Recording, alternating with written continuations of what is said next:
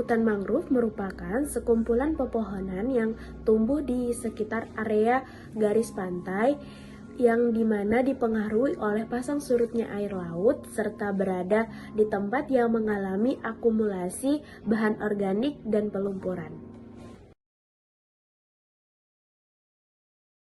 Sebagai daerah peralihan antara laut dan daratan, hutan mangrove mempunyai gradien sifat lingkungan yang sangat ekstrim.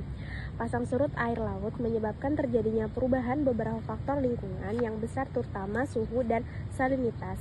Oleh karena itu, hanya beberapa jenis tumbuhan yang memiliki daya toleransi yang tinggi terhadap lingkungan yang ekstrim tersebut saja yang mampu bertahan hidup dan berkembang di dalamnya. Kondisi ini tersebut juga menyebabkan rendahnya keanekaragaman jenis, namun di sisi lain kepadatan populasi masing-masing jenis umumnya tinggi. Munculnya fenomena permitakan yang terjadi pada hutan mangrove tersebut juga berkaitan erat dengan beberapa faktor antara lain adalah tipe tanah, keterbukaan areal mangrove dari hampasan ombak, salinitas, dan pengaruh pasang surut. Selain itu, tipe tanah, kondisi kadar garam atau salinitas pada substrat yang mempunyai pengaruh terhadap sebaran dan terjadinya permitakan. Beberapa jenis tumbuhan mangrove mampu bertahan hidup pada salinitas yang tinggi.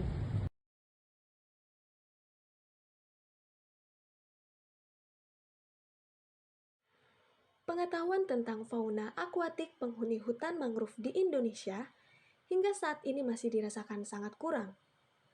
Sebagaimana fenomena yang terjadi pada hutan mangrove ini dicirikan dengan adanya zonasi dan juga permintakatan oleh jenis tumbuhan yang dominan. Terkait dengan sifat fauna yang pada umumnya sangat dinamis, maka batasan zonasi yang terjadi pada fauna hutan mangrove kurang begitu jelas.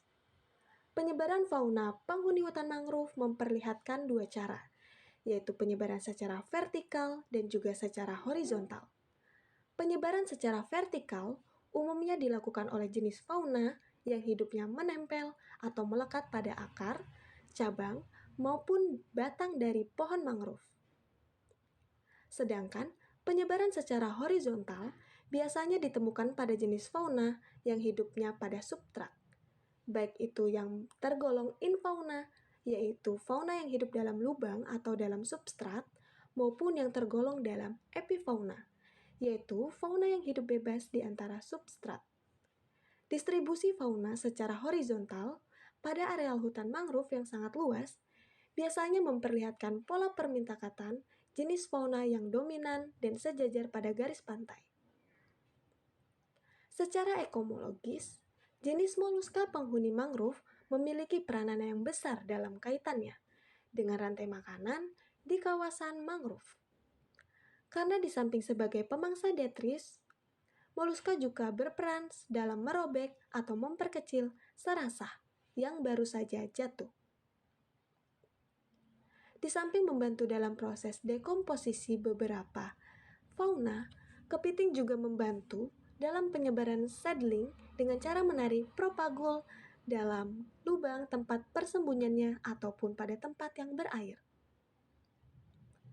Fauna moluska yang hidup sebagai penghuni hutan mangrove di Indonesia umumnya didominasi oleh gastropoda. Dari fauna gastropoda penghuni mangrove yang memiliki penyebaran yang sangat luas, yaitu terdiri dari Littoria scabra, Terebralia parostриtis, T. sulcata, dan Charitium patalum. Sedangkan jenis yang memiliki daya adaptasi yang tinggi terhadap lingkungan yang sangat ekstrim adalah Littorina scabra, Carastroea calculata, dan Enigmonia aenigmatica. Perlu teman-teman ketahui bahwa dalam ekosistem hutan mangrove terdapat peranan dan juga fungsinya. Adapun ekosistem hutan mangrove menggambarkan adanya suatu hubungan yang erat di antara sekumpulan vegetasi dengan juga geomorfologi yang ditetapkan sebagai suatu habitat. Sehingga fenomena yang dapat dimunculkan di kawasan pantai, di kawasan hutan mangrove yaitu adalah terjadinya proses pengendapan berupa sedimen dan kolonisasi oleh tumbuhan mangrove itu sendiri dari jenis Rhizopora stylosa. di mana dikenal sebagai jenis pioner sehingga memungkinkan bertambah luasnya areal hutan dari mangrove. Kemudian dilihat dari aspek fisiknya, hutan mangrove ini mempunyai peranan yang sangat banyak, terutama sebagai pelindung di kawasan pesisir pantai, di mana dapat melindungi pantai dari hempasan angin, arus, dan juga ombak dari air laut, serta berperan sebagai benteng dari pengaruh banjir di kawasan daratan. Untuk tipe perakaran beberapa jenis tumbuhan mangrove itu sendiri juga mampu mengendapkan beberapa macam lumpur sehingga memungkinkan terjadinya perluasan areal hutan mangrove.